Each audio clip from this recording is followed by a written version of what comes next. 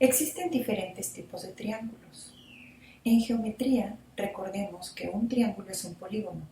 Un polígono es una figura cerrada formada por varios segmentos. En el caso del triángulo, esta figura tiene 3 segmentos. Las rectas del triángulo se cortan 2 a 2 en 3 puntos no alineados. La intersección de estos puntos se llaman vértices y los segmentos se llaman lados. Por lo tanto, un triángulo tiene 3 lados y tiene 3 vértices. En un triángulo se forman 3 ángulos internos. La suma de los ángulos internos del triángulo debe ser igual a 180 grados. Entre los tipos de triángulos se encuentran los triángulos rectángulos y los triángulos oblicuángulos. Como podemos ver en esta figura, el triángulo rectángulo tiene un ángulo de 90 grados o llamado también ángulo recto. En cambio, el triángulo oblicuángulo no tiene ningún ángulo de 90 grados.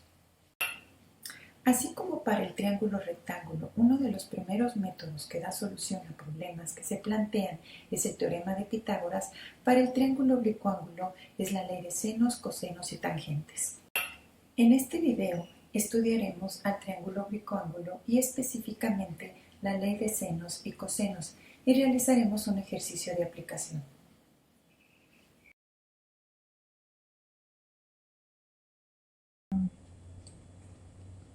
La ley de senos de un triángulo oblicuángulo indica que la razón que existe entre un lado y el seno del ángulo opuesto a ese lado es proporcional a la razón entre los lados y ángulos restantes.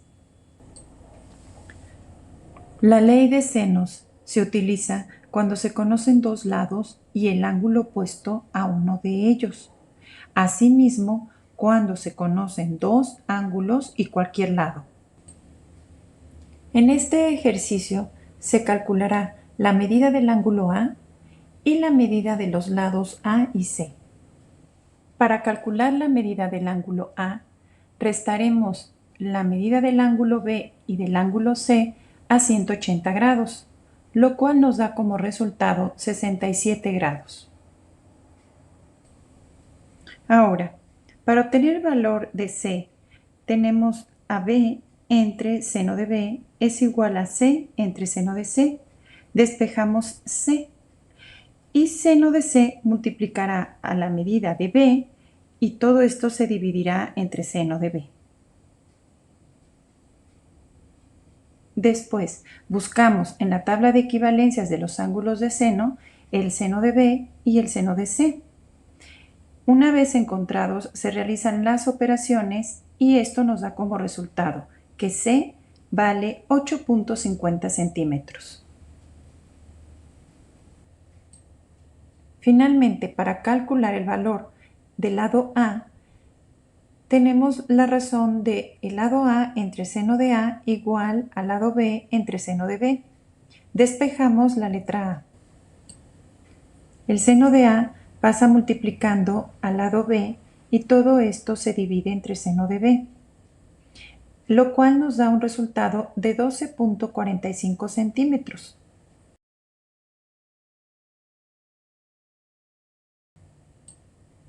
La ley de cosenos nos indica que el cuadrado de un lado de un triángulo oblicuángulo será igual a la suma de los cuadrados de los lados restantes, lo cual se le restará el doble producto de dichos lados por el coseno del ángulo opuesto al lado que se busca. La ley de coseno se va a utilizar cuando se tenga el valor de dos lados y el ángulo que los comprende. Asimismo, cuando se tiene el valor de los tres lados. En este ejercicio se calculará la medida del lado B y de los ángulos A y C. Primero se calcula el lado B, aplicando la ley de coseno correspondiente. Una vez que se conocen los tres lados, se va a calcular el lado del ángulo A haciendo un despeje en la ecuación. Finalmente, restamos la medida del ángulo A y del ángulo B a 180 grados para obtener la medida del ángulo C. Y así Es como hemos llegado a la solución de este ejercicio. Como pudimos ver, en la vida cotidiana se presentan situaciones que podemos modelarlas con un triángulo oblicuángulo y no necesariamente con un triángulo rectángulo.